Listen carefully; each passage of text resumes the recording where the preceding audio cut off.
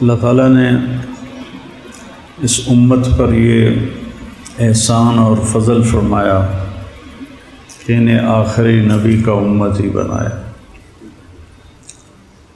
اور ان کی کتاب کو ذمہ لیا کہ میں اس کی حفاظت کروں۔ انا نحن نزلنا الذکر و انا لہ لحافظون۔ جیسے میرے نبی پر اترا تھا یہ ویسے ہی میرے سامنے پڑا ہوا ہے۔ 1935 میں جرمنی بہت طاقتور ہو گیا تھا۔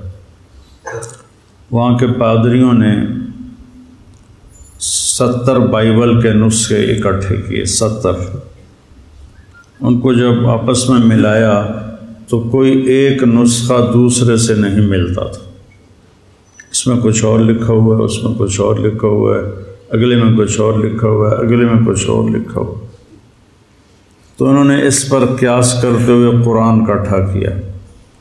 1935 میں ابھی پریس اتنا عام نہیں تھا تو ہاتھ کے لکھے ہوئے نسخے زیادہ تھے، تو 40,000 قرآن کے نسخے اکٹھے کیے۔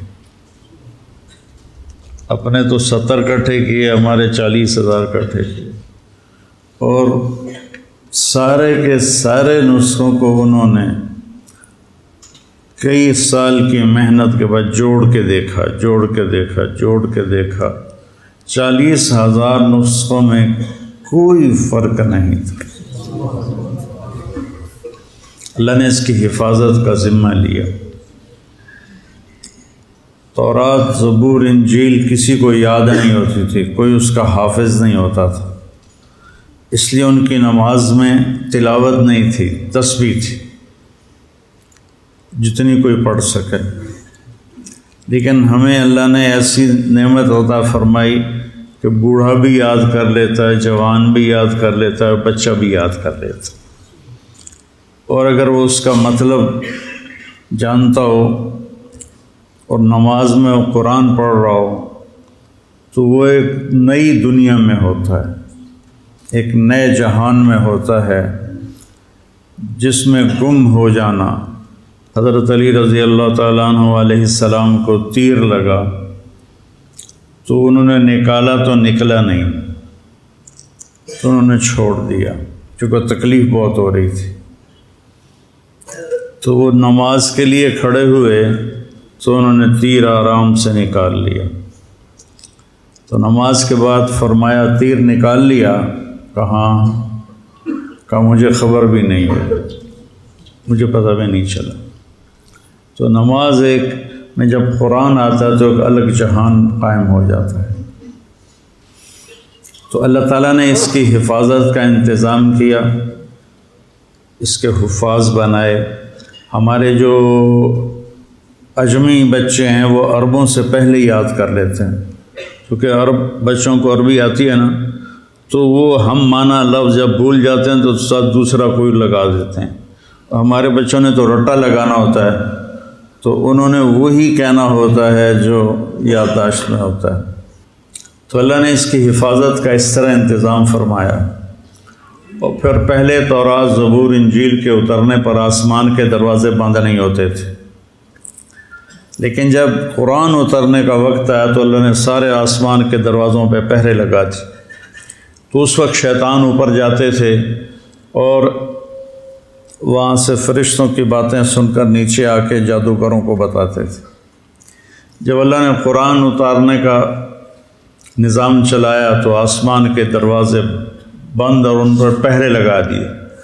اب جب کوئی الا من استرق السماء فاتبعه شهاب ثاقب، جب کوئی شیطان اوپر چڑھتا تھا تو فرشتے اس پر آگ برساتے تھے، وہ جل کے بھسم ہو جاتا تھا۔ تو اللہ نے قرآن کی حفاظت کا اس طرح انتظام کیا۔ اور پھر میرے نبی نے فرمایا وَإِذَا الْتَبَسَتْ عَلَيْكُمُ الْأُمُورُ كَقِطْعِ اللَّيْلِ الْمُظْلِمِ فَعَلَيْكُمْ بِالْقُرْآنِ۔ جب رات اندھیری کی طرح فتنے چھا جائیں اور ہاتھ کو ہاتھ سجھائی نہ دے تو تم قرآن کو مضبوطی سے پکڑ لیں کہ اس میں کوئی چیز داخل نہیں کر سکتی، نہ نکال سکتا ہے نہ داخل کر سکتا ہے۔ یہ اللہ کا ایسا خوبصورت نظام ہے اس میں۔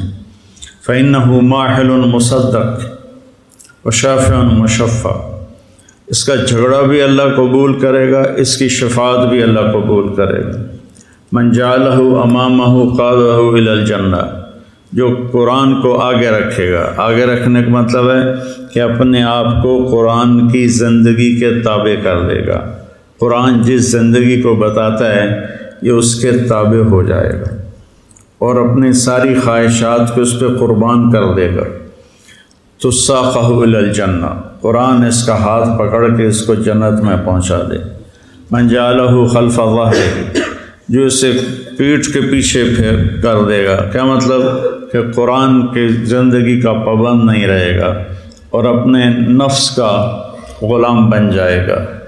بئس عبد الدرہم، بئس عبد الدینار و عبد الدرہم و عبد القطیفہ، جو پیسے کے غلام بن جائیں گے، جو زیب و زینت کے غلام بن جائیں گے، قرآن کو پیچھے پھینک دیں گے، اس کے مطابق عمل نہیں کریں گے، تو ساقہ الی النار، تو اس کو دھکا دے کے جہنم میں گرا دے گا۔ تو بھائیو یہ بہت بڑی نعمت ہے، اس کی تلاوت بھی کیا کرو، اور اب اتنے ترجمے ہو چکے ہیں قرآن کے، کچھ وقت نکال کر اس کا ترجمہ بھی پڑھا کرو کہ اللہ کیا کہتا ہے۔ آپ کی آسانی کے لیے کہتا ہوں، قرآن میں 99 دفعہ 89 یا ایھا الذین آمنوا آیا ہے۔ یہ صرف اللہ نے ہم سے بات کی ہے۔ یا ایھا الناس سب سے بات کر رہا ہے۔ یا ایھا الذین کفروا کافروں سے بات کر رہا ہے۔ یا اہل الکتاب یہود و نصارہ سے بات کر رہا ہے۔ یا ایھا الذین ہادوا صرف یہودیوں سے بات کر رہا ہے۔ قل یا ایھا الکافرون صرف کافروں سے بات کر رہا ہے۔ پھر کہتا ہے یا ایھا الذین آمنوا۔ یہ اللہ نے اپنے ہمارے نبی کی توفیل ہمیں کتنی بڑی شہادت ملی ہے کہ اللہ کہہ رہا ہے یا ایھا الذین آمنوا، اے میرے وہ بندو جو ایمان لائے، یعنی اللہ ہمارے ایمان کی گواہی دے رہا ہے، اے ایمان والو۔ یہ خطاب کسی کو نہیں دیا، یا اہل الکتاب یا ایھا الذین ہادوا، یہ صرف اس امت کو خطاب ملا ہے، اے ایمان والو۔ تو جب اللہ کہتا ہے اے ایمان والو، تو اس کا مطلب ہے کہ صرف آپ سے بات کر رہا ہے، اور اب کسی سے بات نہیں ہو رہی۔ جیسے آپ سارے لوگ بیٹھے ہوئے ہیں، میں کہوں مولی نعمان ذرا میری بات سننا، تو اس کو میں قریب کر کے اس سے بات کرتا ہوں، تو آپ سمجھیں گے کہ اسی سے کوئی بات ہو رہی ہے، ہم سے نہیں ہو رہی۔ تو جب اللہ کہتا ہے یا ایھا الذین آمنوا، تو وہ یوں کہہ رہا ہے کہ اے ایمان والو جو تم 1.5 ارب ہو، تم ذرا الگ ہو کے میری بات سن لو، ذرا وکھرے ہو کے میری گل سن لو۔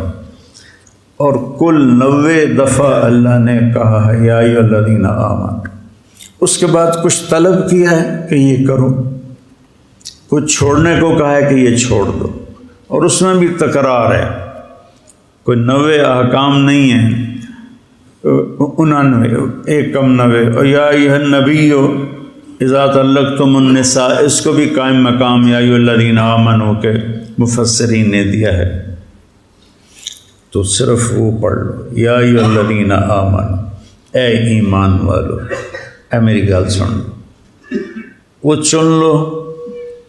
اس پر کتابیں بھی لکھی ہوئی ہیں، الگ کتابیں ہیں، ان کا ترجمہ بھی ہے، تو وہ پڑھ لو۔ اصل تو پورے قرآن کو، ورنہ چلو اتنا ہی پڑھ لو، تو قرآن سے ہمارا دل لگ جائے۔